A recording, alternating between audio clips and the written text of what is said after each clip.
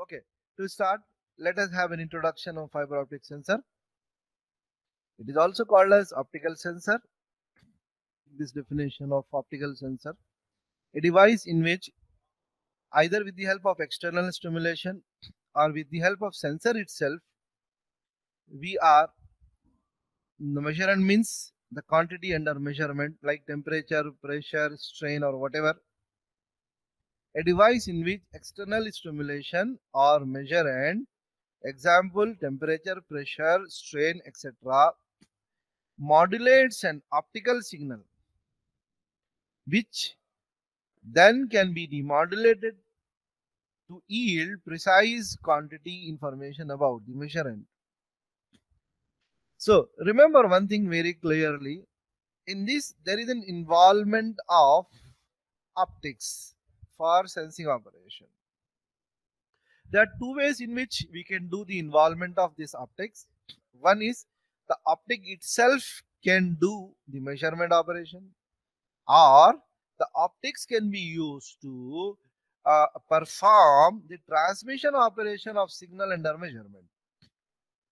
Is it clear to everybody? I will go into detail about that in next slide. Just tell me whether the definition of this is clear or not.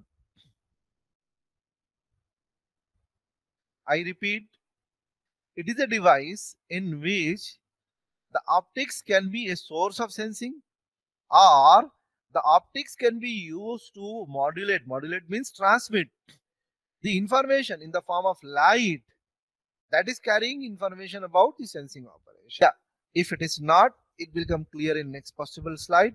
The important significance of this particular sensor is it is non-contact type. There will be no contact with the medium under measurement. And the other important thing is we can get precise measurement. Let us see the classification of fiber optic sensor. FO stand for fiber optic sensor. It can be a pure sensor, intrinsic.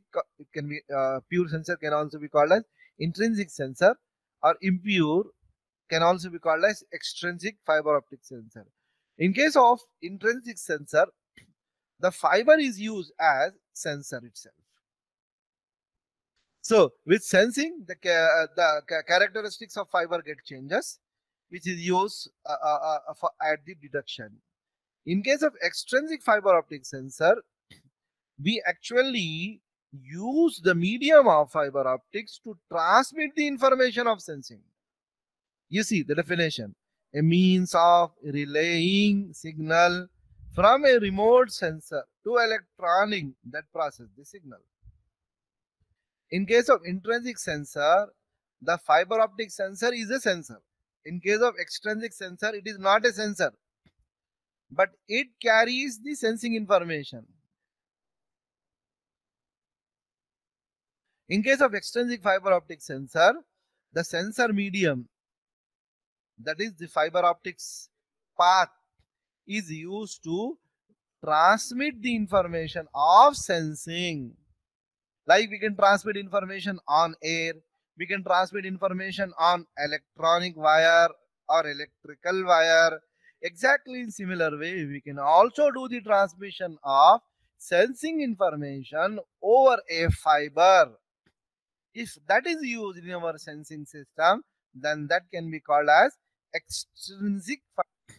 Let us see from the diagram help the meaning of intrinsic fiber optic sensor, extrinsic fiber optic sensor, or a sensor with combined both the features.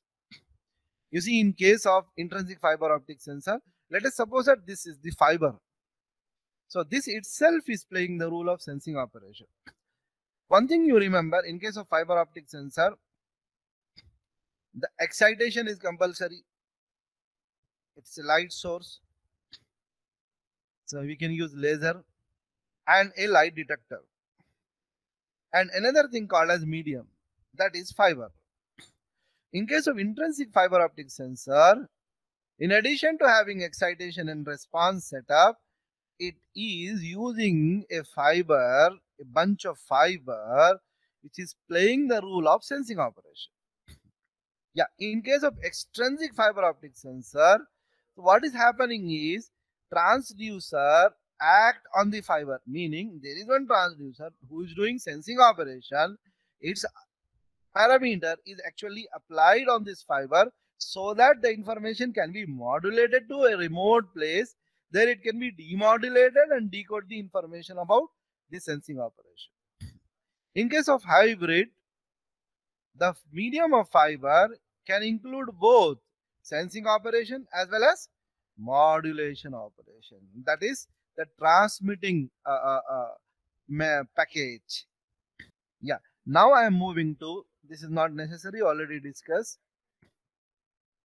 I am moving to the extrinsic fiber optic sensor, little detail. In case of extrinsic fiber optic sensor, that's now I told you, we actually try to perform the communication operation over the fiber optics cable. So maybe you can skip this thing. This is optional. If you don't understand, please excuse me, because this is not a part of our course. Anyhow, I'm giving this information because it is useful information. You see, in case of extrinsic fiber optic sensor, which is used to modulate the sensing information over a longer distance, there are many types of variants available. First is amplitude modulation, second is phase modulation, third is polarization modulation, the next is wavelength, the next is frequency, the next is intensity. Sometimes it is also called as chromatic. In case of amplitude modulation, based upon the information received, the amplitude of carriers we try to change. In case of phase modulation, based upon the occurring of information, the difference of phase between the transmitted information and the carrier wave phase is adjusted. See, this is actually default. Dark line showing is actually the default carrier. It phase is either made it lead or made it lag, or made it phase shifted by this amount, based upon how much information is coming about the sensing. In case of polarization, the angle of inclination is changes based upon the intensity of signal. And in case of wavelength modulation, the wavelength amplitude, you see, this is lambda 1 wavelength, this is lambda 2 wavelength signal having by default this much amplitude. Based upon the occurrence of signal, the amplitude can be increased to this much or decreased from there to down, or accordingly it may go up or down by a fraction of delta L, right? In case of frequency, the frequency of carriers we try to change. And in case of intensity, the intensity of the signal is shifted from one wavelength to another wavelength. That is called as chromatic or intensity modulation. Hope it is clear to everybody. If not also, don't worry. It's not very important for you people.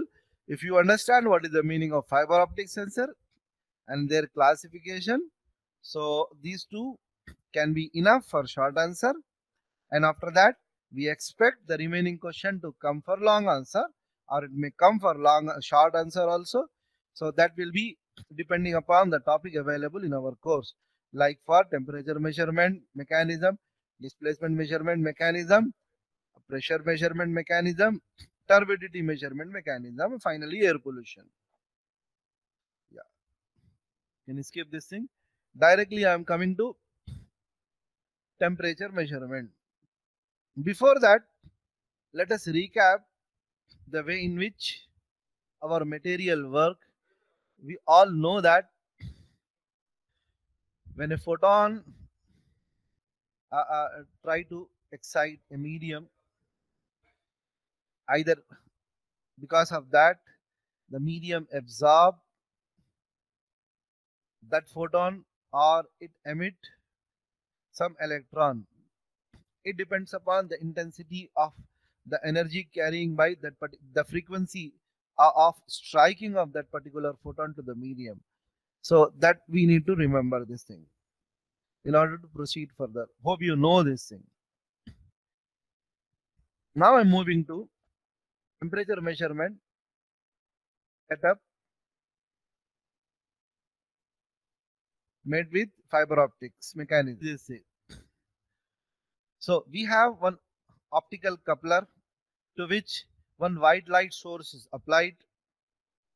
So based upon the surrounding temperature, this optical coupler absorb some of the light and reflect or not able to observe the remaining part of light. We all know that the white light containing 8 different lights. So some of them can be absorbed by this optocoupler based upon the environment temperature, and remaining can be reflected back. That we can measure either with the help of probe or with the help of a spectrometer. That is the principle of operation. Through connector, white light is injected into the probe. The light travels down the probe optical fiber, where some of the light, this optical coupler absorbs some of the light. This is actually made up of gallium arsenide crystal. The dielectric mirror reflect and absorb light, which return down the probe and directed to a spectrometer. Right? The unabsorbed light can move to the probe or it can be directed to the spectrometer. The position of this absorption shift is analyzed for temperature measurement, or the analysis of absorption shift can be used for the correlation of temperature. Computation of the absorption shift does not depend upon signal intensity. Only the reflected light signature is of interest. See, the intensity of light is not very important. What is important? The absorption of this particular gallium arsenide crystal is the only significant factor, and that in turn depends upon the environment temperature. So this is actually the principle of operation. What I will do is I will take you to this particular figure in which the wavelength versus the temperature differences are shown.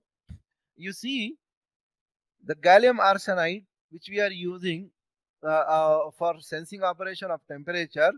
So it shifts its wavelength from this place to this place or this place to this place based upon its environment temperature. If suppose its environment temperature is minus 140, let us suppose the wavelength is this much. Then if suppose it is made to plus 40, its wavelength shift from this value to this value. Similarly, if the temperature increase from 40 to 120, it shift be again by another amount. So like this, the shift of wavelength can be taken place based upon the increase in or decrease in temperature in the surrounding of the the gallium arsenide crystal which we are using for sensing operation. They are based on the light absorption property of gallium arsenide, the effect of temperature variation on this crystal, which is essentially a semiconducting material crystal, are well known and predictable. We know the relation between the variation in the shift with temperature in advance. So we use a lookup table. Just we get to know the absorption of value or the shifting of the wavelength. So that can be used as input parameter, and we have a table available. That table tells about the temperature value. As the crystal temperature increases, its spectrum, the transmission spectrum, shift to higher wavelength. Just now I explain you. So this particular semiconducting material wavelength, if suppose it is increasing, it means that temperature is increasing. It means that essentially its temperature, the shift of the wavelength is directly proportional to its environment temperature. So we'll stop it now. The rest of the thing we will see in next class. Hope you understand this thing.